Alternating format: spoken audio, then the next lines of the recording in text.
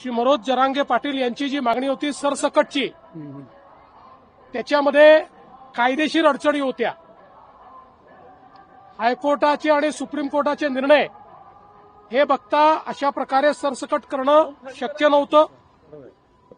आणि विशेषतः आपण या ठिकाणी लक्षात घेतलं पाहिजे की या संदर्भात ही वस्तुस्थिती त्यांच्या लोकांच्याही लक्षात आणून देण्यात आली. मंत्रिमंडळ उपसमितीची त्यांच्या जे काही त्यांची टीम होती त्यांनाही हे लक्षात आणून दिलं की आपल्या कायद्याप्रमाणे आणि देशाच्या संविधानाप्रमाणे आरक्षण हे समूहाला नसतं, ते व्यक्तीला मिळत असतं आणि त्या व्यक्तीने ते क्लेम करायचं असतं. आणि म्हणूनच अशा प्रकारे सरसकट करता येणार नाही, ते कायद्याच्या पातळीवर टिकणार नाही. आणि त्यांनी देखील काल ती भूमिका समजून घेतली, स्वीकारली आणि त्यांनी सांगितलं जर कायद्यात सरसकट बसत नसेल तर सरसकट करू नका.